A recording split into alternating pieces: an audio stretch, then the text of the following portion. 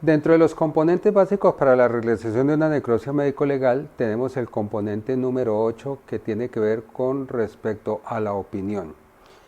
Esta opinión, obviamente estamos hablando de la opinión pericial, que es la opinión experta, que se deriva de los diferentes escenarios y sobre los aspectos diversos de la necropsia, ya que esto es lo que requiere todo el grupo de investigadores, la autoridad competente y en las diferentes etapas del proceso. Es importante entonces que sepamos que, como ocurre en la práctica clínica normal, el reporte del examen post-mortem médico-legal debe concluir con una opinión, como lo se está esperando en cualquier consulta médica. Pero en este caso, esta opinión debe abarcar los puntos sobresalientes del caso y en particular de la causa y la manera de muerte. Bien.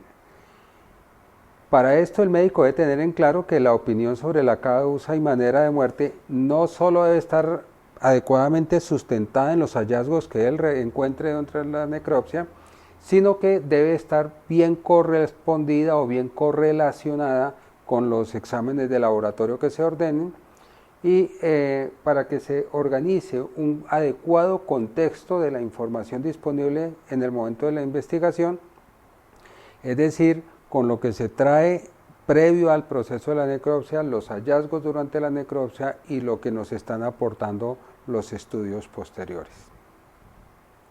En consecuencia, para la formulación de una opinión médico-legal hay que tener en cuenta entonces la información de la escena o de allá del lugar de los hechos, las circunstancias que sucedieron alrededor de este deceso y la historia clínica que se posee.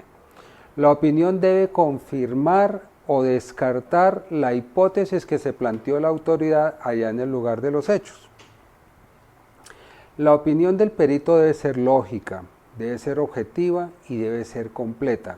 Dependiendo del tipo del caso, debe abarcar lo necesario para que sea objetiva y completa, es decir, que no estamos supeditados a que esta opinión se deba expresar en un solo párrafo. Se puede expresar en varios párrafos, en una, en dos hojas, pero que obedezcan exclusivamente a desarrollar los temas propios de una opinión pericial que tienen que ver con la causa y con la manera de la muerte.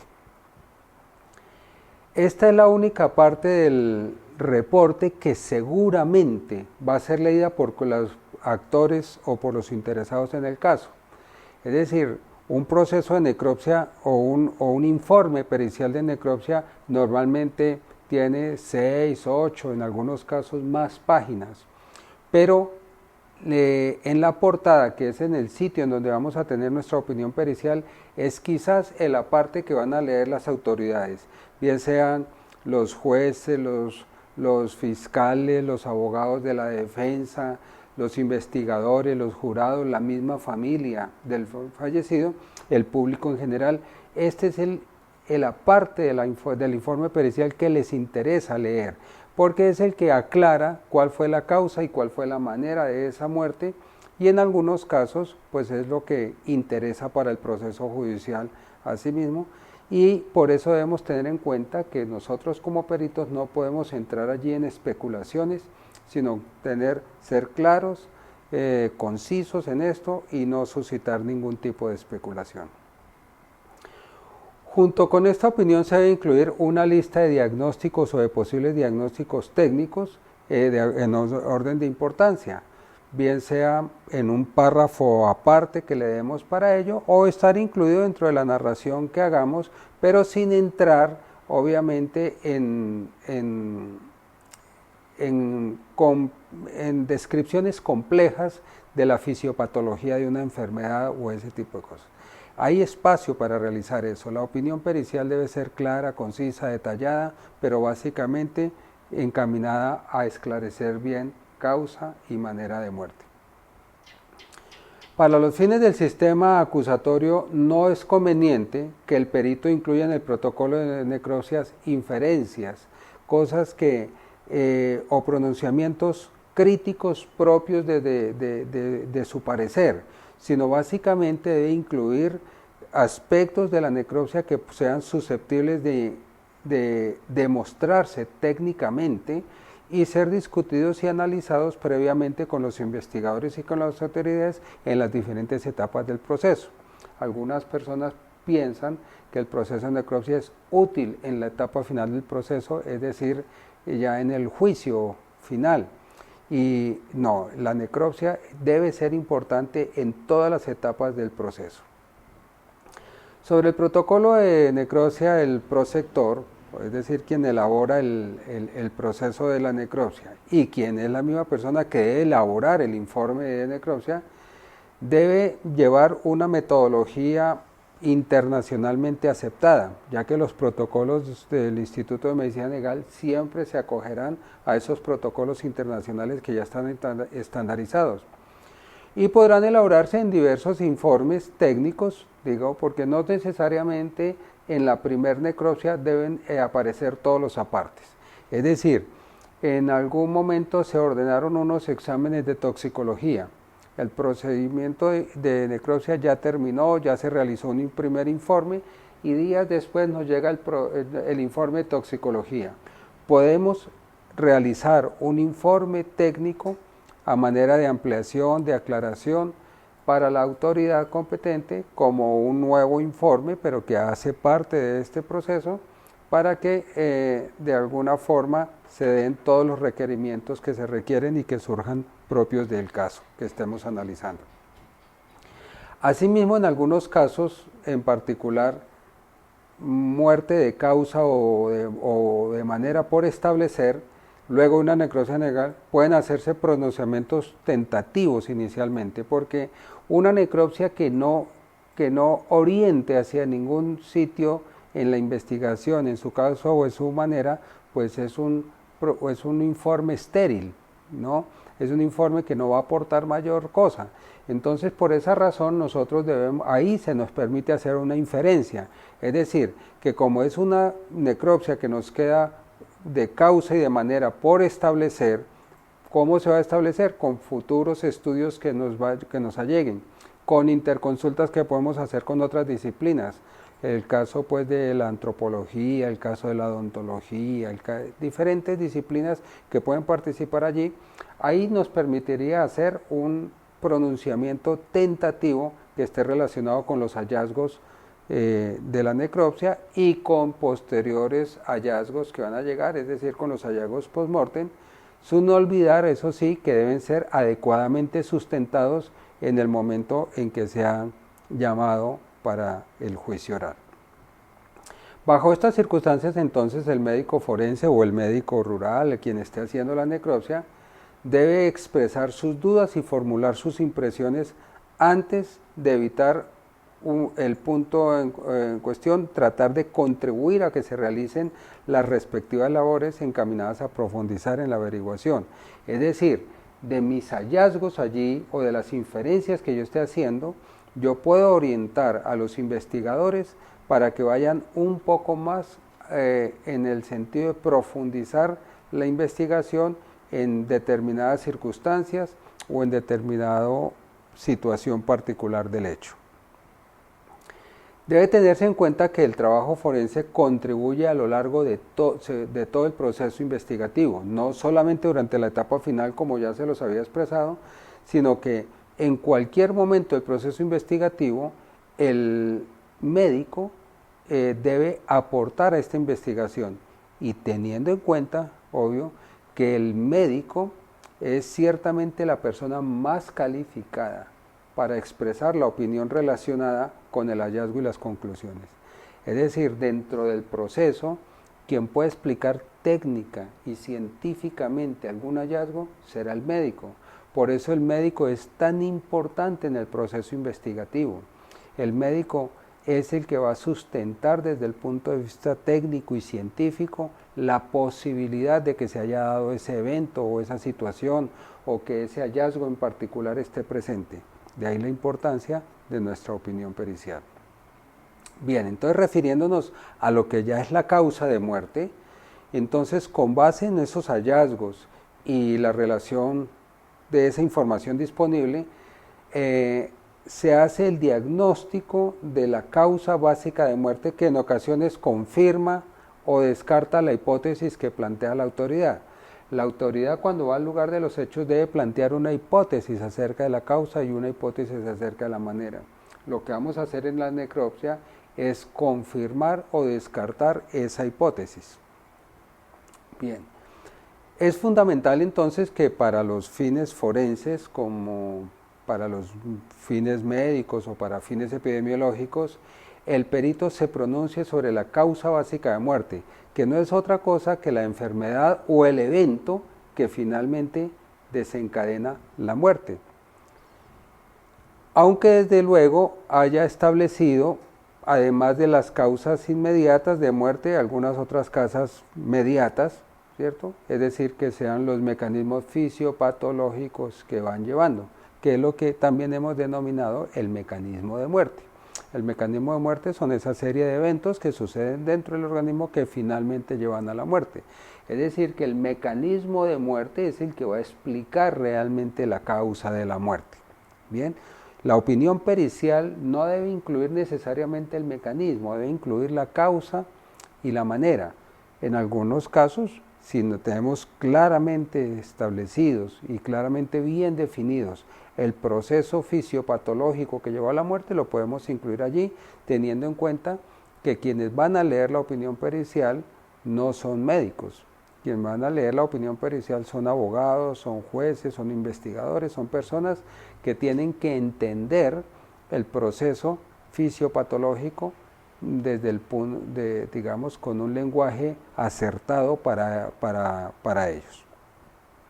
Se recomienda entonces pronunciarse con prudencia, sin entrar en discusiones médicas detalladas como le estaba diciendo, y en particular sobre esos mecanismos fisiopatológicos que puedan crear confusiones en la interpretación del caso. A veces los médicos no somos capaces de ponernos o explicar un evento en un lenguaje que sea entendible para actores del proceso que no son médicos. Y entonces lo que generan son confusiones, y esto obviamente va a complicar un poco el adecuado desarrollo de la investigación.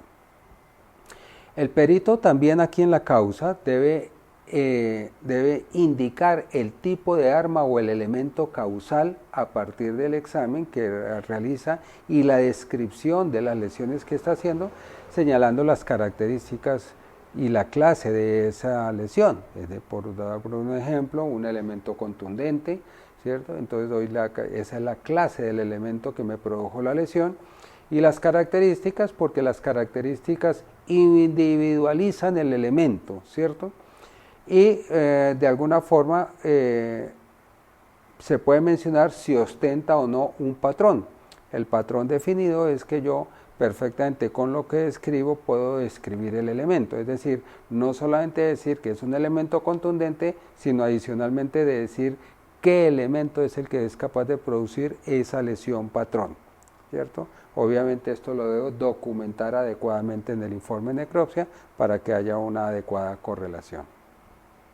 Bien, respecto a la manera de muerte, el perito debe evaluar esa hipótesis que trae la autoridad, ¿cierto?, y definir si la confirma o la descarta, si los hallazgos de la necropsia son o no consistentes con las circunstancias de muerte que nos están documentando en los documentos previos, es decir, en el acta de inspección a cadáver, en la historia clínica que nos traen y en fin, cualquier otro documento que nos estén allegando.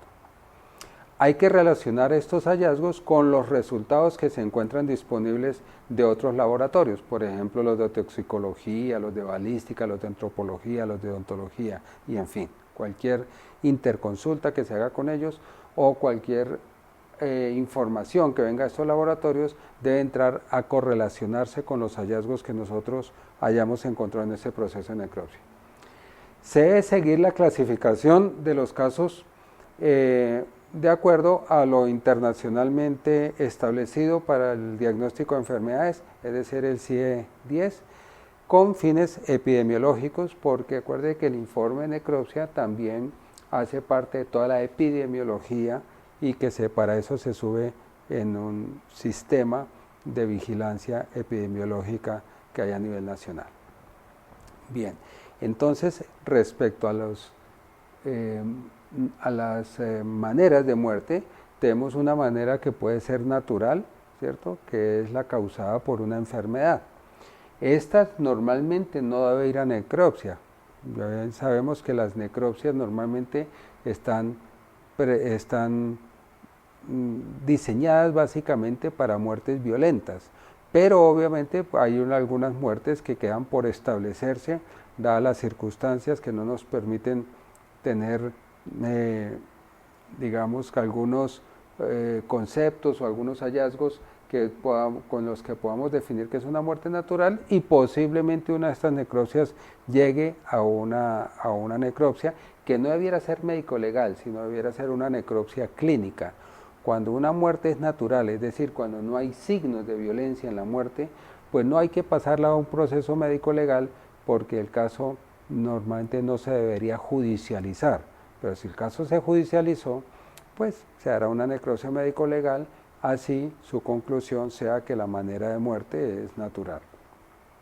Otra manera de muerte puede ser la accidental.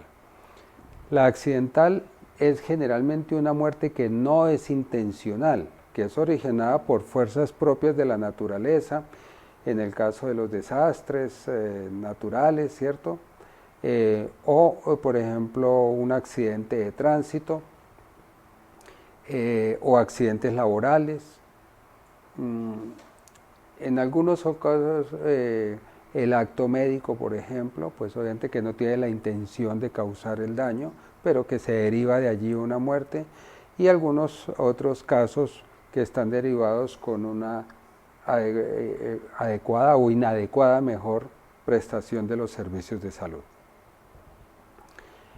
En los casos de suicidio, probable o ciertamente suicidio, intencional obviamente, si es suicidio pues tiene que ser intencional, pero que el causante es la propia víctima, ¿cierto? De ahí se va a derivar que su causante es la propia víctima para que lo podamos establecer como suicidio.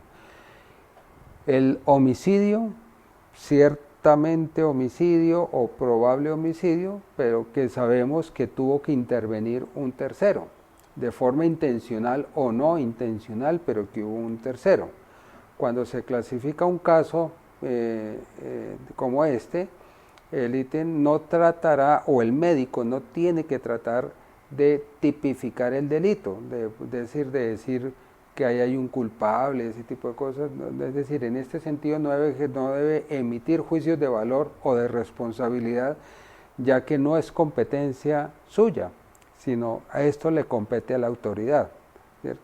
Es decir, lo que sí podemos decir es que para esa muerte la produjo un tercero, es decir, no la produjo la propia víctima, participó una tercera persona, pero no nos compete a nosotros clasificar o no la responsabilidad que hubo allí.